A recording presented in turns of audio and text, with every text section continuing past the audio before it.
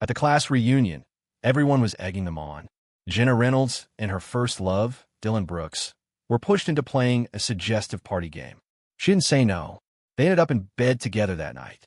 My phone wouldn't stop vibrating in my pocket, a low, insistent hum like a death knell.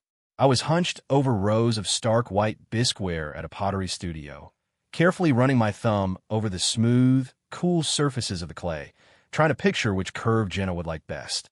Our 2-year anniversary was next month, and I had to get a head start. She'd never admit it, but she was a total sucker for the handmade stuff. The studio's AC was blasting, raising goosebumps on the back of my neck. When I finally pulled out my phone, my fingertips were still dusted with a fine layer of white clay. The screen flared to life. A text from an unknown number. It wasn't just a message. It was a picture message. Who even sends those anymore? I thought, tapping it open. The loading icon spun for a few seconds. Then the image snapped into view. Whomp. It felt like a physical blow to the head. My vision swam. The only sound was the roar of my own blood rushing to my ears, drowning out the soft indie rock playing over the studio's speakers. The photo was blurry, washed out by the kind of cheap, purple-hued light you'd find in a seedy karaoke bar. But the people in it, I'd recognize them if they were Ash. Jenna, my girlfriend of almost 2 years. The girl I'd held in the palm of my hand, scared she might break. My first love. She was slumped into a plush couch, her cheeks flushed, eyes hazy and unfocused. The cream-colored cardigan I'd bought for her was tugged open, exposing the smooth, pale curve of her shoulder. And the other man, that son of a bitch Dylan Brooks, her ex, had her pinned against him, his face buried in her neck. One of his hands, his disgusting, foul hand, was sliding under the opening of her cardigan, his fingers tracing the outline of her bra. Beneath the picture, a line of text popped up, each word a poison-tipped needle straight to the eye. Caleb, look how much fun your precious Jenna is having. High school reunion, old flames. Shit gets wild, huh? My fingers started to shake uncontrollably. The phone felt like a searing hot brand I could barely hold. A crushing weight settled on my chest, making every breath a jagged, painful tear. A cold, metallic taste flooded the back of my throat.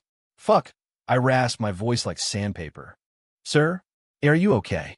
The young woman working at the counter asked, her voice timid. I snapped my head up.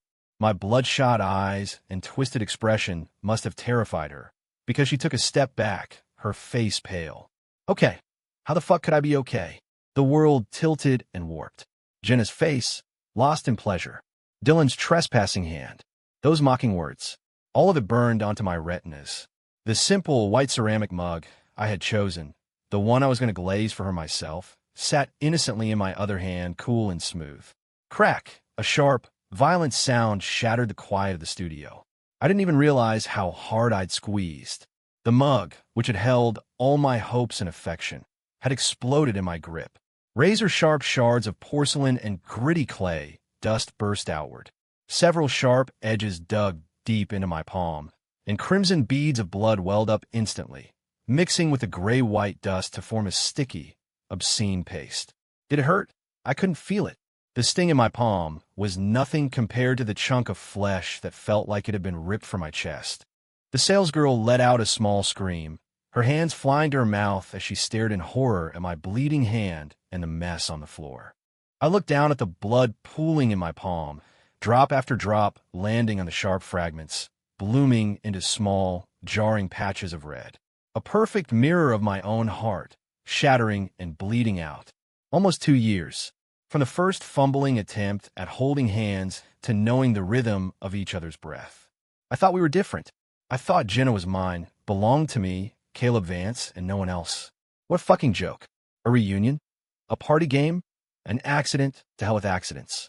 The shards lay in a pool of my own blood, reflecting the sterile white lights of the ceiling. Just like our so-called love, our 2 years together. A carefully crafted piece of art. Now, just a fucking joke smashed to pieces on the floor. Ignoring the pain, I bent down and used my good hand to snatch my phone from the bloody mess. The screen was still lit, the image of Jenna and Dylan tangled together, still sickeningly clear.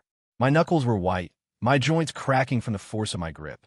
Sticky blood smeared from my fingers onto the cold glass. obscuring Dylan's smug, disgusting face.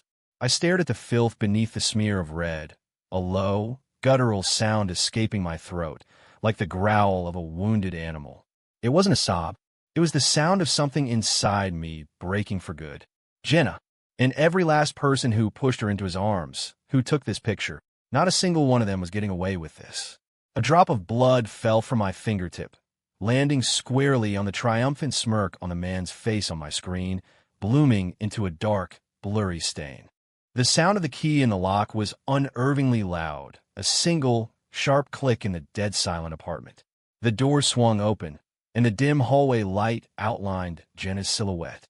She was unsteady on her feet, reeking of alcohol, her face still flushed from a night of excitement as she hummed a tuneless song. The living room was dark. I hadn't turned on any lights, letting the pale glow from the streetlights outside paint a few weak patches of light on the floor. I sat on the couch, buried in the deepest part of the shadows, as still and cold as a block of granite. Caleb. She clearly wasn't expecting me to be home. Her voice held a note of surprise, quickly followed by her usual playful tone. Why are you sitting in the dark? You scared me. She reached for the light switch. Don't, I said. My voice was flat, devoid of any emotion, like the surface of a frozen lake. Her hand froze. She seemed to finally sense that something was wrong. The drunken haze cleared from her eyes a little, replaced by a careful caution. What's wrong? Why are you still up? I didn't answer. The only sound was my own heavy breathing cutting through the darkness. She hesitated, then kicked off her heels. The soft pat-pat of her bare feet on the hardwood floor approached, bringing with her a cloud of stale smoke, booze, and the faint foreign scent of another man's cologne. The smell was like 1,000 tiny needles jabbing into my brain. Honey, she ventured, reaching out to touch my shoulder. The instant before her fingertips made contact, I lifted my head. In the darkness, my eyes must have been glowing, feral, like a cornered animal. Jenna's hand froze midair, stunned by what she saw in my face. Did you have a good time? I asked. My voice was a raw, shredded whisper, each word clawed from my throat. The smile on her face vanished, the flush draining away, leaving her skin pale and waxy. What are you talking about? It was just a normal class reunion. Normal?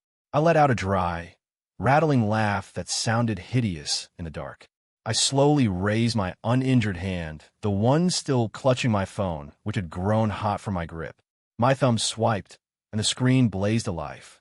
The harsh light illuminated Jenna's instantly constricted pupils and the vile image on the screen. Her and Dylan Brooks, twisted together on a dimly lit couch. Ah! She shrieked a short, sharp sound, as if she'd been splashed with boiling oil. She stumbled back, her body swaying so violently she nearly fell. All the color drained from her face, leaving a horrified, disbelieving shade of gray. No, that's not. Caleb, let me explain. Her voice trembled uncontrollably, and tears welled in her eyes almost instantly. They were just messing around. They made us play some stupid game. I was drunk. I didn't even know what was happening. It was an accident. An accident. I repeated the words, slowly rising from the shadows. My tall frame loomed over her, a crushing presence. I held up my other hand, the one wrapped in gauze now, seeping blood, and shoved it in front of her face. My voice was as cold as a Siberian wind. Then what's this? Is this an accident too? While you were out having your accident, I was here like a fucking idiot, picking out your anniversary gift, trying to make you a goddamn mug. And then I get this. Is this my 2-year anniversary surprise, Jenna? The stark red on the gauze was a brutal contrast to her ghostly white face. She stared at my hand, then back at her own sordid image on the phone screen. Her lips trembled, but no words came out. Fat, silent tears began to fall, hitting the cold floor. Thump! Her legs gave out, and she fell to her knees in front of me. She must have felt the cold, hard floor through her thin dress, but she gave no sign. Her trembling hands reached out, clutching the leg of my pants like it was the only thing keeping her from drowning. Caleb, I'm sorry. I'm so sorry, she pleaded, her face turned up to mine, makeup smeared into a pathetic mess by her streaming tears. Please, just forgive me this one time. Just once. I was drunk, I swear. I'll never see him again. Never. We could be like we were before. Please, can we just go back to how we were? Please. She was sobbing, gasping for breath, groveling at my feet, her shoulders shaking violently. I looked down at her. This face, once the most precious thing in my world, was now just filthy, tainted by lies and cheap thrills. Her hot tears soaked into my jeans, but the sensation just made my stomach turn. The hollowed-out space in my chest felt no warmth from her pleas. Instead, something colder and harder was filling the void. Slowly, deliberately, I bent down, bringing my face close to hers. She must have thought she saw a flicker of hope, because she desperately tried to grab my arm. But I wasn't reaching for an embrace. I extended my hand, and the callous pads of my fingers gently, almost tenderly, brushed against her wet, sticky cheek, wiping away the hot tears. The gesture was so soft, it was almost grotesque. Jenna froze, a flicker of confused hope in her eyes. I looked directly into her swollen, pleading eyes and drove each word into her like a nail. Forgive you. A cold, cruel smile twisted my lips. Anything they've touched. I pulled my hand back, rubbing my thumb and forefinger together as if to wipe off the moisture, then flicked them away like I'd just touched something repulsive. My voice was laced with ice, dripping with a raw, visceral disgust. I find it disgusting. The pathetic glimmer of hope in Jenna's eyes shattered. Her hands, clutching my pants, slid limply to the floor. All the strength went out of her, and she collapsed into a boneless heap on the cold floor, her desperate sobs echoing in the dead silence of the room. I straightened up, turned my back on her without a second glance, and walked toward the bedroom. The sound of her weeping was just background noise, completely unable to stir a single ripple of feeling within me. The bedroom door clicked shut, sealing out her sickening cries. In the darkness, I leaned against the cold wood of the door and pulled out my phone. The screen's glow cast an eerie light on my emotionless face.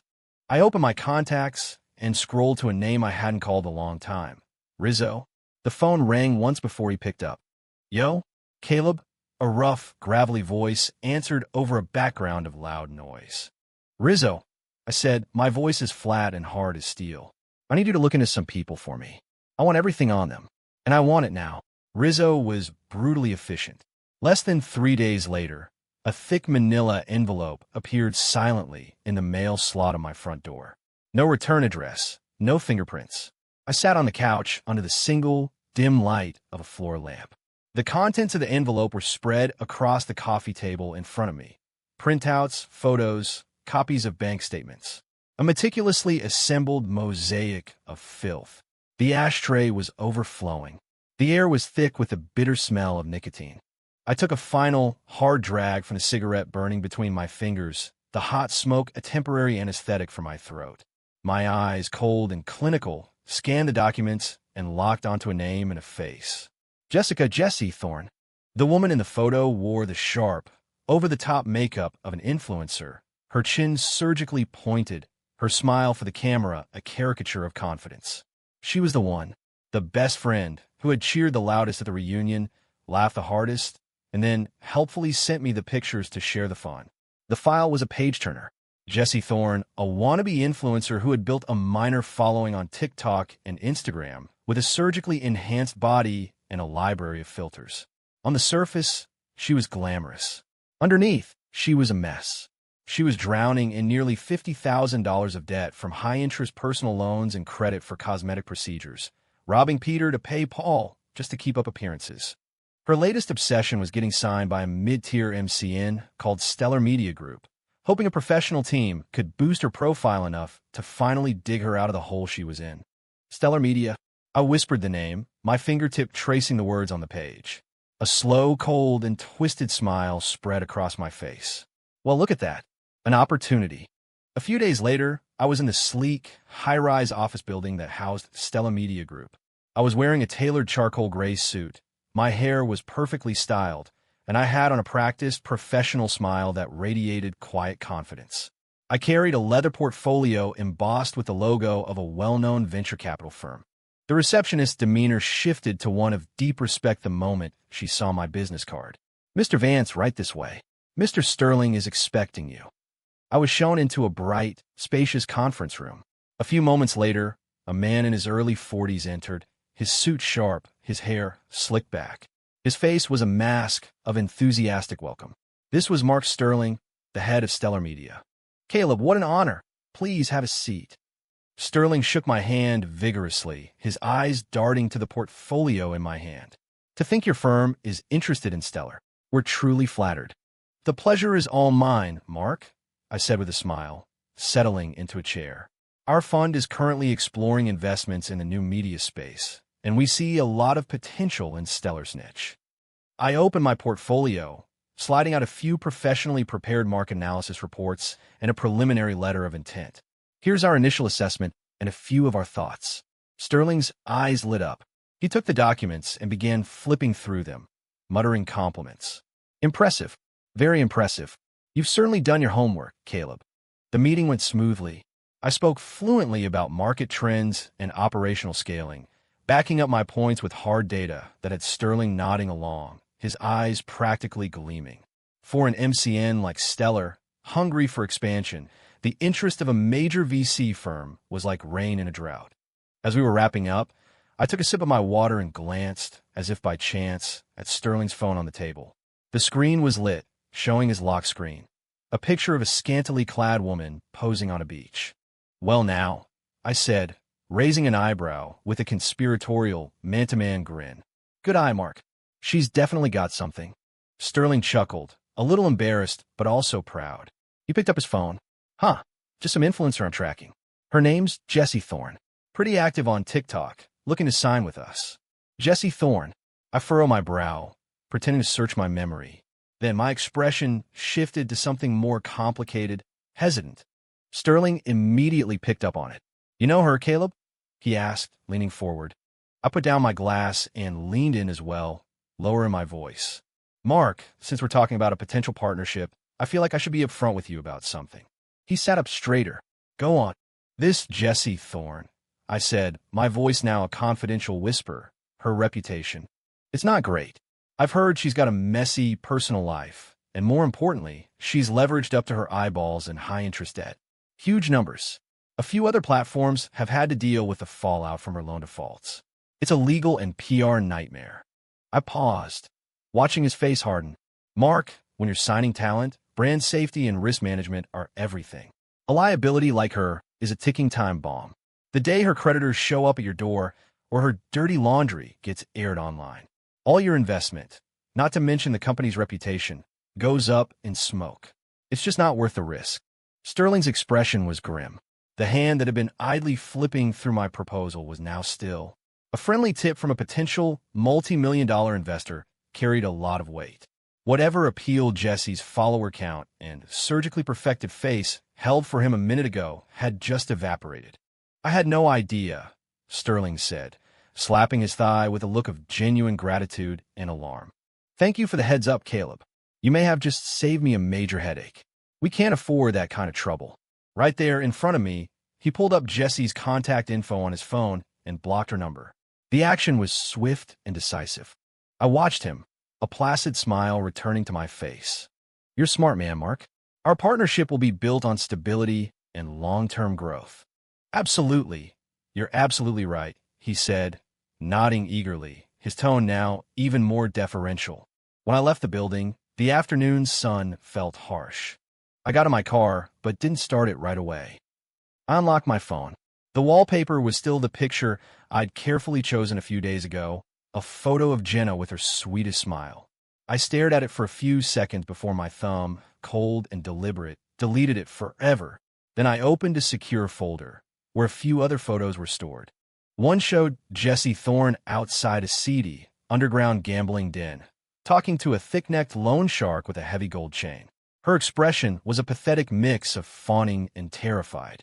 I selected the photo and opened a secure contact list, finding a number with no name, only the label Sharky. I composed a new message. I attached the picture, then typed a short, cold line of text, Jessie Thorne. New address, 72302, Lakeshore Drive, Highlands Ranch. Heard she found a new sugar daddy. Might have some cash to squeeze. Sent. I tossed the phone onto the passenger seat. I rolled down the window, lit a cigarette, and took a long drag. My eyes were fixed on the building's mirrored facade, as if I could see through it to Jessie Thorne's face, a face that was probably still dreaming of influencer stardom. It was time for her to wake up. The first offering was on the table. Chapter 4. The section of Rizzo's file on Dylan Brooks was thick enough to be a novel. I read every single word. Dylan Brooks, Jenna's high school sweetheart, was now a deputy section chief at the city's planning and development department, a mid-level bureaucrat with a decent amount of power. He looked the part, and his career seemed to be on a steady upward trajectory. The file detailed several small to medium-sized development projects he had overseen, highlighting some gray areas in the approval processes. There were photos of him at expensive steakhouses and exclusive golf clubs, being entertained by developers. The crown jewel was a transcript of a garbled audio recording of a private meeting between him and a real estate magnate. In it, they vaguely discussed a parcel of land slated for rezoning. The language was suggestive, but not conclusive. It wasn't a smoking gun, but it was enough, especially for a civil servant on the cusp of a major promotion. The file indicated he was the frontrunner for the section chief position and was currently undergoing a critical background and ethics review. For someone in his position, even the smallest stain could be magnified into a career-ending scandal. I leaned against the cold railing of my balcony, the early winter wind biting at my skin. The glowing ember of my cigarette pulsed in the darkness like a malevolent spirit. The planning department, an ethics review. A plan began to materialize in the cold, smoky air, a plan that was clear, precise, and cruel. A few days later, outside the Office of Public Integrity for the City of Denver, an old man, dressed in a faded work jacket and worn-out jeans, his face a roadmap of worry and anger, nervously shoved a thick manila envelope into the anonymous tip box. The words "formal complaint" were scrawled across the front in shaky letters. He moved with the slow, deliberate finality of a man with nothing left to lose. After dropping the envelope, he hunched his shoulders and disappeared around the corner. Inside the envelope were copies of all of Dylan's little problems, the photos, the expense reports, and the transcript of that damning conversation. Everything was presented as if it were coming from a concerned citizen, with all sources carefully obscured. The complaint hammered on his improper relationships with developers and potential conflicts of interest, all worded to be just suggestive enough to demand a formal investigation. The old man, of course, was someone Rizzo had found, a small-time contractor whose son had lost a crucial bid because Dylan had slow-walked a permit, nearly driving the family into bankruptcy. A little cash to solve his immediate problems and a nudge in the direction of justice was all it took to turn him into my weapon. That was just the beginning. Over the next week, the same materials, scanned and compiled into a PDF, were sent from 3 different anonymous email addresses to the public complaint inbox of the city's Board of Ethics. This version was more detailed, the language more inflammatory, directly accusing Dylan Brooks of corruption, abuse of power, and conduct unbecoming of a public servant. With the digital seeds planted, I put on a nondescript jacket, a baseball cap, and a mask. Looking like any other citizen, I walked into the imposing municipal building that housed the Planning and Development Department. I didn't go to any office or speak to anyone. I waited until the lunch rush, when the hallways were bustling, and ambled over to the internal announcements board. It was covered in memos and flyers. Pinned to the center was a freshly printed notice of proposed promotions. Dylan Brooks' name was on the list, right next to his smiling, confident photo. He wore a crisp white shirt and a tie, the picture of a rising star. I stood there for a moment, pretending to read the notice just like a curious employee. Then, as I turned to leave, my hand brushed against the metal frame of the bulletin board. As if adjusting my cuff, I let a tiny, black metallic wafer, no bigger than a fingernail, slip from my fingers. It attached itself silently to the inner edge of the frame, right below Dylan's picture. It was a micro-recorder. With that done, I pulled my cap down and melted back into the lunchtime crowd, leaving the building without a second glance. The device fed audio to a secure app on my phone. For the next few days, I listened to the muffled sounds from the hallway outside Dylan's office. At first, it was just the usual office chatter. Then, one afternoon, I heard the distinct sound of firm footsteps, a door opening, and a serious, commanding voice. "Mr. Dylan Brooks, we're with the Board of Ethics." We need to ask you a few questions. We'd appreciate your cooperation. There was the sound of a chair scraping, then Dylan's voice, tight with panic but trying to sound calm. The Board of Ethics, what? What is this about? It's about several recent complaints we've received, both anonymous and named, regarding your conduct in project approvals and your relationships with private developers. We need you to account for these allegations. The rest was muffled, but Dylan's voice, suddenly high-pitched and cracking with fear, cut through. Lies, this is a smear campaign. My record is clean. Director Jensen, you have to believe me. The sound was cut off as a door closed. That was enough. I turned off the app. I didn't need to hear any more. The result was exactly what I'd expected.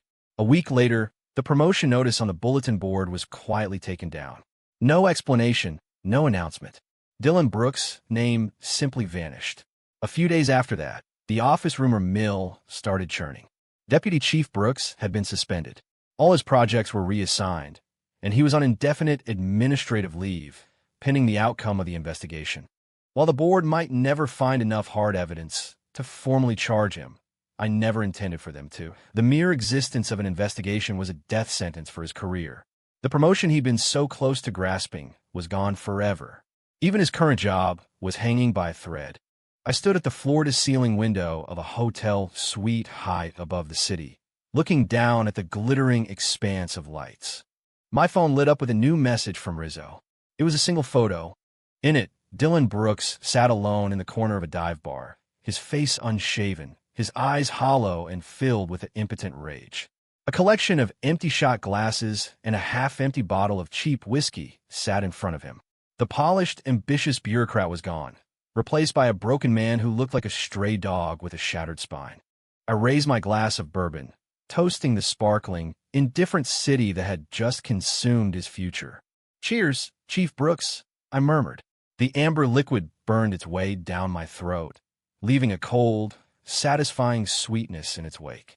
How does the second offering taste? Chapter 5. When I got to the file on the man named Kevin Miller, I paused. Kevin, Jenna's high school class president and the organizer of the reunion. His photo showed a slightly overweight man with a constant, placid smile behind a pair of glasses. He looked harmless. According to the file, a few years ago he'd used a small inheritance and a sizable loan to open a farm-to-table restaurant in a trendy neighborhood. He called it the Harvest Table, and it was known for its all-natural organic concept. The restaurant was doing well. It was his family's entire livelihood. This was the man who, instead of stopping the drunken antics at the reunion, had laughed and egged them on. "Come on, we're all old friends. It's just a joke," he'd said. "Give the man a chance, Jenna." And go for it, Dylan. You might not get another shot. His smiling, pudgy face was a blurry background figure in some of the photos, a fat, buzzing fly enjoying the chaos. The Harvest Table. A healthy concept. I closed the file and walked to the window. The winter sun streamed through the glass, but offered no warmth. My finger traced a line through the condensation on the cold pane. A restaurant built on a reputation for being healthy and all-natural. What happens if its foundation turns out to be toxic? A few days later, a young man wearing a navy blue polo shirt with an official-looking Denver Department of Public Health and Environment emblem embroidered on the chest walked into the Harvest Table. He carried a silver, hard-shell case. It was the peak of the lunch rush, and the dining room was buzzing with conversation and the aroma of food. "Hi, I'm from the health department. We're here to conduct a routine air quality spot check," the man said, flashing a laminated ID at the hostess. His tone was professional and clipped. The hostess, a young college student, looked confused. This wasn't the usual restaurant inspection. She glanced nervously toward the back. Soon, Kevin Miller emerged from the kitchen, wiping his hands on his apron, his face fixed in a welcoming customer service smile that didn't quite reach his eyes. "Hello there. I'm Kevin, the owner. Air quality. Is there a problem? We're very diligent about our ventilation and cleanliness," he said, rubbing his hands together, trying to sound friendly. "Just a routine check. We'll need your cooperation," the inspector said, his face a mask of bureaucratic indifference. He opened his case and took out a square, handheld device with a probe. He immediately headed toward the newly renovated second-floor dining area, which wasn't fully open to the public yet. Kevin's smile tightened. He followed close behind, still talking. We used all top-of-the-line materials, totally eco-friendly. This is all reclaimed wood, low VOC paint imported from Germany. The inspector ignored him, his eyes glued to the device in his hand. It emitted a soft, steady beep. He ran the probe carefully along the new wood-paneled walls, the custom-built cabinetry, and especially around the ornate, coffered ceiling. Suddenly, the device shrieked, a loud, frantic, high-pitched alarm. The numbers on the screen flashed red, jumping to a terrifyingly high level. The inspector's expression turned grim. Kevin's face fell.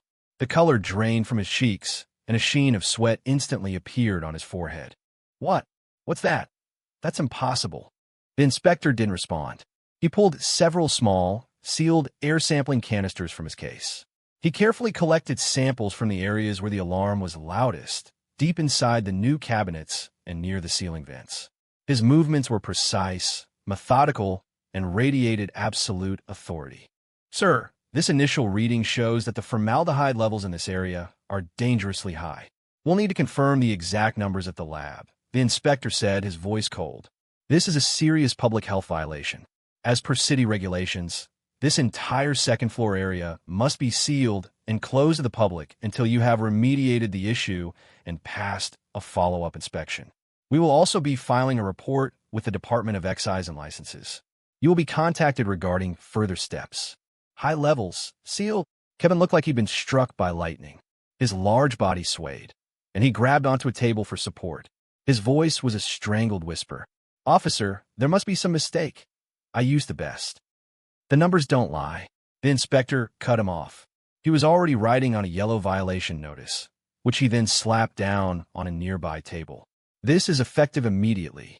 Non-compliance will result in further penalties. Kevin stared at the bright yellow paper as if it were a death warrant, his face ashen, his lips trembling. He couldn't form a single word. In the main dining room, some patrons had noticed the commotion and were now watching with a mixture of curiosity and alarm, their whispers spreading like a virus. The inspector paid him no more attention. He efficiently strung a yellow "Do Not Enter" tape across the staircase leading to the second floor and affixed the violation notice in a prominent spot. We'll be in touch, he said, snapping his case shut. He walked out of the harvest table, leaving Kevin standing there in stunned silence, under the worried gaze of his entire lunch crowd. The front door closed, and Kevin finally collapsed into a chair, his body devoid of all strength. He stared at the damning yellow notice. The second floor, the area he had just poured all his remaining capital into, his big hope for expanding the business, was now a toxic, useless space. But worse, far worse, was the news. Once word got out that his restaurant had dangerously high formaldehyde levels and was a health hazard, the very foundation of his brand, organic, healthy, would crumble into dust. He was facing a tidal wave of bad press, customer complaints, city fines, and maybe even the complete failure of his business. He dropped his head into his hands, a low, guttural moan of pure despair escaping his lips. The comfortable life he had so carefully built had just been demolished. Across the street, I sat in a quiet coffee shop, watching the entire scene unfold through the large window. I saw the inspector, a highly trained professional from one of Rizzo's contacts, go in and come out.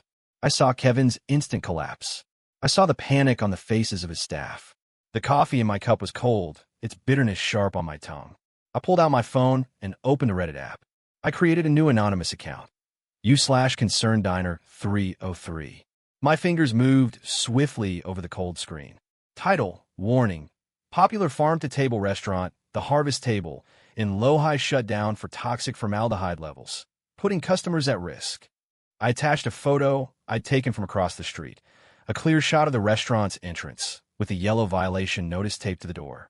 I also attached a second, slightly blurred photo of the inspector's device, the screen glowing with its alarming red numbers. I hit post. I watched as the post immediately shot up the r/Denver subreddit, the comments flooding in with shock, outrage, and vows to never eat there again. I picked up my cold coffee and drained the cup in one gulp. Enjoy the taste of collapse. Third offering. It's a bitter pill to swallow. Chapter 6. Jesse Thorne's unraveling was faster and more violent than I could have hoped. Rizzo's guys kept a distant, watchful eye on her. The updates trickled in. First, She lost her mind trying to contact Mark Sterling at Stellar Media, bombarding him with frantic calls and texts, begging, crying, demanding to know why he'd suddenly ghosted her. All she got was the dead tone of a blocked number. Her last best hope for a legitimate career was gone. Then, the real nightmare began. A few rough-looking guys in loud shirts and too much jewelry started camping out in the lobby of her upscale apartment building. They didn't do anything, just sat there, smoking, their eyes like razors, scanning everyone who came and went. Whenever they spotted Jessie, they'd let out a low whistle or loudly discuss things like paying what you owe and nowhere to run. Terrified, Jessie became a prisoner in her own apartment. But there was no escape from the phone calls. They came at all hours, a relentless assault. The voice on the other end quickly escalated from threats to vile, screamed insults, promising to pay a visit to her parents in their quiet suburban home, even casually dropping the name of her ex-boyfriend. Listen, Jessie, Sharky's patience is wearing thin. You know how much the VIG has added to your tab, right? You got 3 days. If we don't see the cash in 3 days, my boys are going to go have a nice long chat with your mom and dad. And that face you paid so much for, Sharky's money paid for that. You think you can just walk away? I'll have someone carve it up so bad you won't even be able to sell it on a street corner. Fear became a cold serpent, coiling around her heart, squeezing tighter and tighter. In a panic, she started frantically trying to borrow money. She called her so-called friends, her former sugar daddies, anyone she thought might have a spare dime. Her calls were either ignored or met with curt excuses before they hung up and blocked her number. The same people who had flattered and used her now wanted nothing to do with her. For the first time, she was truly, utterly alone. Rizzo sent me an audio file. It was a recording of a late-night call Jessie made to some guy she'd kept on a back burner. Her voice was a hoarse, desperate, trembling wreck. Mark, please, you have to help me. I just need 10,000. That's it. Please, they're going to kill me. They're going to ruin my life. For old time's sake. Please, I'll get on my knees. I'll do anything you want. Just help me this one time. I swear I'll pay you back. I'll sign anything. Mark, don't hang up. Hello. The call ended with the dead tone of a disconnected line, followed by Jessie's raw, heart-wrenching sobs of absolute terror and despair. Money was the final straw. She was sinking in quicksand, clawing at anything that might be a branch. And that's when a text message, a tiny glimmer of false hope, appeared on her phone. It was from an unknown number labeled Express Financial. Jessie T need cash fast. Certified lender. No collateral. Same-day approval. Loans up to $100,000 available. Click here to apply. Phishing link. Reply stop to unsubscribe. In the darkness of her desperation, the message was a firefly. A certified lender. No collateral. Same-day approval. $100,000? Her mind, broken by fear and debt, had lost all capacity for rational thought. She tapped the link, her hand shaking with a wild, last-ditch hope. It took her to a cheap, poorly designed loan app. Ignoring all the red flags, she filled in her information. Name, social security number, address, emergency contacts. She even uploaded a photo of herself holding her driver's license for identity verification. The final step required her to grant the app full access to her phone's contacts, photos, and messages, and to sign a lengthy electronic agreement. Buried deep in the fine print were the predatory terms.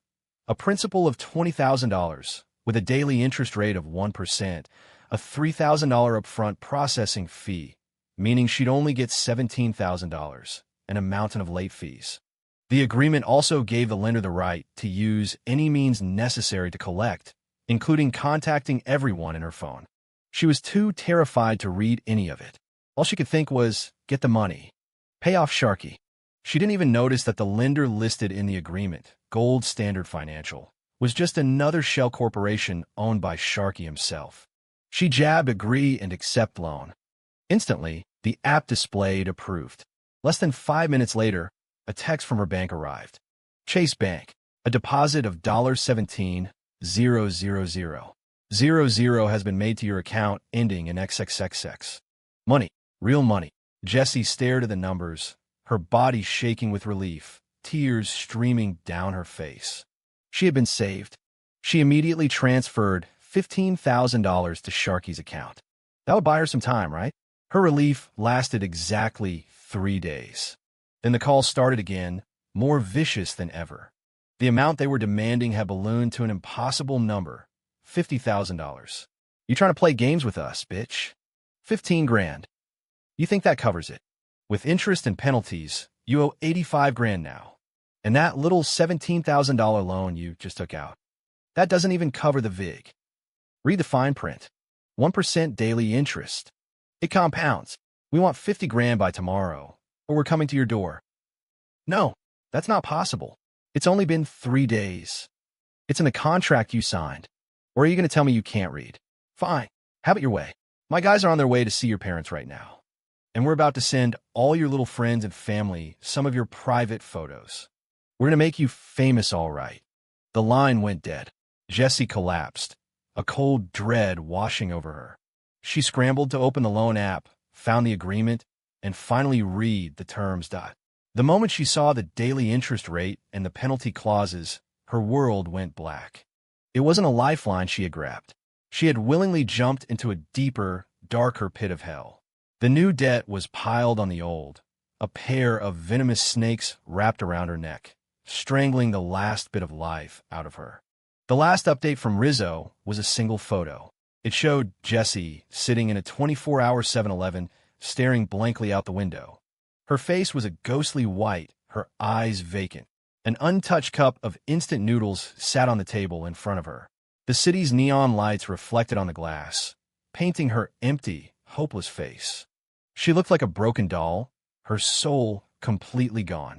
The fourth offering, trapped and drowning in a hole of her own making. Chapter 7. Jenna was visibly falling apart. She stopped wearing makeup. Her face was pale and drawn, with dark, bruised-looking circles under her eyes. She'd lost weight, shrinking into herself like a dying flower. She had tried everything to reach me. She waited outside my apartment. She stood across the street from my office until late at night. She blew up my phone with hundreds of calls and texts that devolved from desperate apologies and pained confessions to frantic, terrified accusations. Caleb, please just see me. I know I was wrong. I really know that now. What do I have to do for you to forgive me? Just tell me. I'll do anything. Dylan is finished. He's about to lose his job. Jessie is being hunted by loan sharks. She's talking about suicide. Kevin's restaurant got shut down. Was that you? Did you do this? Caleb, answer me. What do you want? I can't take this anymore. I really can't. Please, stop hurting them. Just hurt me. I would read the messages as they came in, my face impassive. It was all just noise, like watching a bad actress in a melodrama. Then, late one night, a new message appeared. It had a different tone, one of final, grim determination. Caleb, I know you hate me. I deserve it. But the others. Jessie is going to die. She owes over $100,000, and the people she owes are animals. Dylan's career is gone. Kevin's restaurant was his family's entire life. I know I have no right to ask you for anything, but for the sake of what we had, just this once, please let them go. The money. I'll figure out the money. I'll get the money to help Jessie. Just make it stop. If you promise to make it stop, I'll do whatever it takes. That message finally made me put down my glass of wine. The deep red liquid clung to the crystal. Figure out the money to cover a 6-figure debt? Jenna worked as a cashier and bookkeeper at a mid-sized import-export company. She handled large sums of money every day. Her meaning was crystal clear. The fish was taking the bait, and it was the deadliest hook of all. For the first time in weeks, I replied. My message was short, cold, and stripped of all emotion. Fine, I'll stop. When you have the money. No promises. No guarantees. Just a vague, suggestive phrase. But for Jenna, who was drowning in guilt and fear, it was everything. It was the only glimmer of light she could see. The days that followed were quiet. The ethics investigation into Dylan stalled. The loan shark calls to Jessie became less frequent, a temporary, gentle touch. I'd instructed Rizzo to arrange. The harvest table remained closed, but no new disasters befell Kevin. This brief, artificial peace was the final push Jenna needed. She interpreted my silence as mercy, as a chance she had earned with her willingness to act. The look in her eyes shifted from hopeless despair to a wild, feverish resolve. She started working late, her movements furtive and anxious. Rizzo's guy was the perfect predator, silent and patient, watching from a distance. A few days later, a set of high-resolution photos appeared on my laptop. In the pictures, Jenna, her face pale and her lips pressed into a thin line, looked nervously over her shoulder before slipping into a dingy pawn shop in a rough part of town. When she came out, she was clutching a thick envelope. The platinum necklace I'd given her for her birthday was gone. So it was the designer watch from our 1-year anniversary. But that was nowhere near enough to fill Jessie's bottomless pit of debt. The real move happened at her office. Using certain technical methods, Rizzo obtained screenshots of the activity logs from her company's accounting software. They showed that late at night, using her credentials, Jenna had bypassed several approval protocols to reroute payments intended for 3 different vendors. A total of $120,000 was diverted in separate transactions into a newly created personal bank account. The timestamps on the logs corresponded perfectly with the nights she had claimed to be working late. The digital trail was undeniable. Operator ID, Jenna Reynolds. Timestamps, the original and altered account numbers. Every keystroke was a nail in her coffin. She had actually done it. For some twisted sense of redemption, to fix the problem she believed she had caused, she had just thrown herself off a cliff. I closed the laptop, plunging the room into darkness. The only light came from my phone, still displaying Jenna's last, pathetically hopeful text. I almost have it all. Caleb, you promised. I picked up the phone, but I didn't reply to her. I opened my contacts and found the number for a Detective Miller, the head of the Denver PD's Economic Crimes Unit. I had his contact from a minor corporate issue a while back. He answered on the second ring. Miller, Detective Miller, hello. My name is Caleb Vance. I said, my voice calm, detached. I'm calling to report a potential situation. It's regarding the financial security of a company called Omni Trading. I've come across some information that suggests one of their employees, a woman named Jenna Reynolds, may be using her position to embezzle a significant amount of money. It looks like she's been altering vendor payment information and diverting large sums to a private account. There was a brief pause on the line. Then, Miller's voice became sharp, all business. Jenna Reynolds? Embezzlement. Do you have an estimate of the amount? Based on what I've seen, it's around $120,000. The digital evidence appears to be quite clear. I added, oh, and one more thing. She seems to be in desperate need of cash. She's been seen frequenting pawn shops, selling off expensive personal items. Her behavior is erratic. Understood. Thank you for the information, Mr. Vance. We'll look into it immediately. Of course, Detective. Just doing my civic duty, I said softly and hung up. I walked to the massive window overlooking the city lights. I picked up my unfinished glass of wine, swirling the dark liquid, watching the thick, blood-red tears it left on the glass. Your road to redemption, Jenna. I've paved it for you myself. It leads straight to a prison cell. The Economic Crimes Unit moved faster than I'd anticipated. 3 days later, on a Tuesday afternoon, Jenna was at her desk, staring at her computer screen. Her face was ashen, her fingers trembling. She had just transferred the last of the money, finally reaching the number she needed. The weight of what she'd done, combined with weeks of stress and sleepless nights, had pushed her to the edge of collapse. Just then, the door to the finance department opened. It wasn't a co-worker. It was 3 men in dark suits with grim faces. The one in the lead flashed a badge. His voice was quiet but carried an absolute authority that silenced the entire room. Jenna Reynolds? We're with the Denver Police Department's Economic Crimes Unit. You're a person of interest in an investigation regarding felony embezzlement. We need you to come with us for questioning. The office went completely still. Everyone froze, their mouths hanging open as they stared in disbelief at Jenna. It was as if a bolt of lightning had struck her. She shot up from her chair, knocking over a glass of water. It shattered on the floor.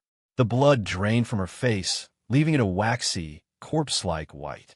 Her lips trembled as she stared at the detectives, her eyes wide with a mixture of terror and utter confusion.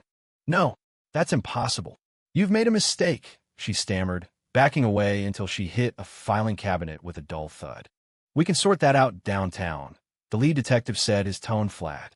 This is your computer? We'll be taking it as evidence.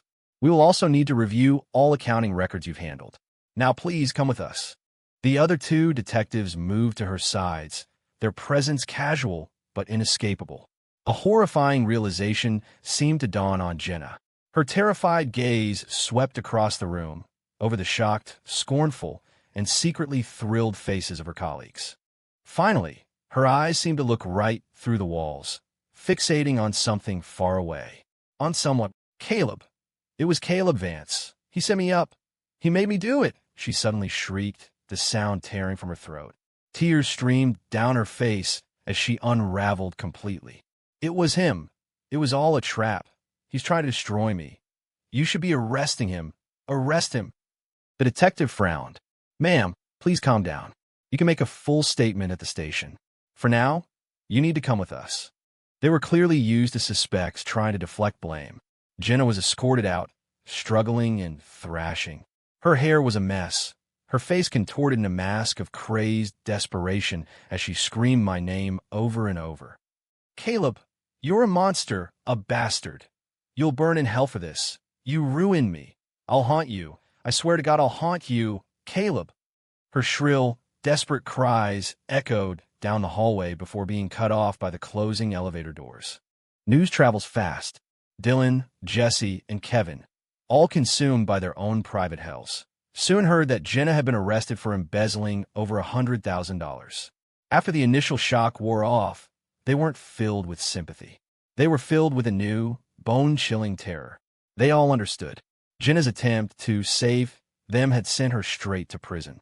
And the architect of it all was the man they had once mocked, a man whose name now made them shudder, Caleb Vance. He hadn't stopped. He had been playing a much crueler game all along. Jenna's arrest wasn't the end. It was a message, a warning. Jesse Thorne finally snapped. With Jenna in jail, her last hope of getting the money was gone. The loan sharks were closing in. The endless threats and the crushing weight of her debt became too much. Late one night, she climbed to the roof of her apartment building. The wind whipped at her thin clothes as she stood on the ledge. Below, the flashing red and blue lights of police cars and an ambulance grew closer. The video Rizzo sent me was grainy, but Jesse's voice, a high-pitched, broken scream against the night sky, was perfectly clear.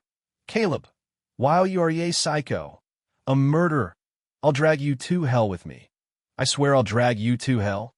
She was eventually tackled by firefighters and institutionalized, her mind completely shattered. After learning of Jenna's arrest, Dylan Brooks drank himself into a stupor.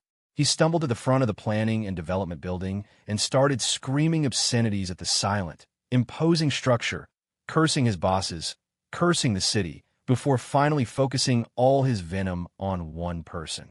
Caleb Vance, you fucking snake. You took everything from me. I'll kill you. I'll fucking kill you. Security guards quickly subdued him and hauled him off. When he sobered up, he was facing not only the death of his career, but also a disorderly conduct charge and a short stint in a holding cell. His professional life was over.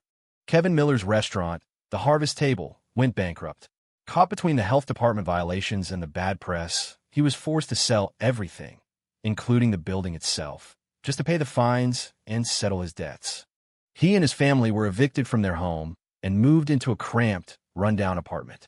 His wife cried constantly. His kids had to switch schools. The stress and despair aged him 20 years overnight. The dust was beginning to settle. A few days later, I went to the county jail. The visitation room was cold and sterile, a thick pane of glass separating us. Jenna was led in by a guard. She wore a standard-issue gray jumpsuit, and her hair had been cut short and ragged. The face that had once been so vibrant was now gaunt and sallow, her eyes sunken into dark pits of rage. As she sat down, her handcuffs clinked against the metal counter. She didn't speak. She just stared at me, her chest heaving, her eyes burning with a hatred so pure it was almost tangible. I sat across from her, calm and relaxed, meeting her toxic gaze through the reinforced glass. Jenna, I began, my voice as casual as if I were discussing the weather. Embezzling $120,000. That's a Class 3 felony. With the evidence they have, you're looking at 10 years, maybe more. I paused. I'll make sure your parents are taken care of. They won't starve. The words taken care of hung in the air with chilling ambiguity. That was the final blow. Caleb, she lunged at the glass, her shackled hands slamming against it. Her face was twisted into a grotesque mask of fury. You are evil. You're not even human. You're a fucking demon. I hope you die screaming. I will never forgive you, never. She rattled the partition, screaming curses, her voice raw and shredded, tears and snot streaming down her face. A guard moved to restrain her. I watched her complete and total breakdown, and a slow, cold smile spread across my face. Evil? I asked softly, my voice barely a whisper, yet it cut through her screams. After what all of you did to me, this isn't evil, Jenna. I stood up, turned my back on her agonized, hate-filled screams, and walked out of the visitation room. The heavy steel doors slid shut behind me, sealing her inside her own personal hell. Chapter 9. From the floor-to-ceiling windows of my penthouse, the city below was a sprawling, glittering tapestry of light. A river of headlights flowed silently through the concrete canyons, a beautiful and indifferent spectacle. The apartment was dark, except for a single lamp casting a soft glow in the corner. I was sunk deep into a leather armchair, a glass of Cabernet in my hand. The dark red wine swirled, clinging to the crystal. On the marble coffee table in front of me, 3 tablets sat side by side. Their screens glowed in the darkness, each displaying a silent, live video feed. On the left screen, a sterile room in a psychiatric ward. Jessie Thorne, wrapped in a straitjacket, was curled in a corner, her body twitching. Her eyes were empty, her mouth working silently as drool trickled down her chin. Every few minutes, she would gasp, her head snapping up as if seeing some unseen horror, and let out a silent scream at the empty wall before shrinking back into herself. A nurse entered, dropped a tray of food on the floor, and left as quickly as possible. On the center screen, a cramped, squalid apartment. Kevin Miller, his back bent and his hair almost completely white, looked like an old man. He sat before a bowl of watery instant noodles, staring at a faded family photo on the wall, the only decoration. Silent tears streamed down his wrinkled face and dripped into his bowl. His wife sat nearby, her face buried in her hands, her shoulders shaking with quiet, hopeless sobs. On the right screen, a grimy dive bar. Dylan Brooks sat alone, his hair greasy, his shirt stained and rumpled. He stared into nothingness, then grabbed a bottle of cheap whiskey and took a long, desperate pull. The liquor made him choke, his face turning a blotchy red. When the coughing fit subsided, he slammed the bottle down, buried his head in his hands, and his body shook with the guttural, wretched sounds of a man who has lost everything. 3 screens, 3 portraits of hell. Silent desperation, shattered minds, and broken lives played out before me like a private, avant-garde film festival. I raised my glass and took a slow sip. The wine was rich and complex. My cold gaze drifted from one screen to the next, like a curator admiring his collection. I felt nothing. No satisfaction. No joy. Just a vast, cold, and silent calm, like a deep, dark well. My phone, sitting on the table, suddenly lit up and began to vibrate. The screen showed an incoming call from a number I knew by heart, though it wasn't saved in my contacts. Jenna's old number. Someone on the inside, a lawyer or a guard, must have passed a message for her. The phone continued its insistent, buzzing plea, a desperate, final cry from the abyss. I glanced at the screen. A slow, cruel smile twisted my lips, a smile of pure, divine indifference. I let it ring. With my other hand, I picked up a 4th tablet and tapped the screen. A new video feed appeared. A different kind of sterile room. A visitation booth in the county jail. Through the thick glass, I could see Jenna, her face a mask of raw hatred and desperate hope, clutching the receiver, listening to the unanswered ringing on the other end. I watched as her last sliver of hope died. I watched as she finally broke, slamming the receiver against the glass, her mouth opening and closing in a silent, venomous curse. The cold light from the tablet illuminated the perfect, chilling smile on my face. I leaned back, lifted my glass, and drained a last of the wine. The game was just getting started. End of adapted text.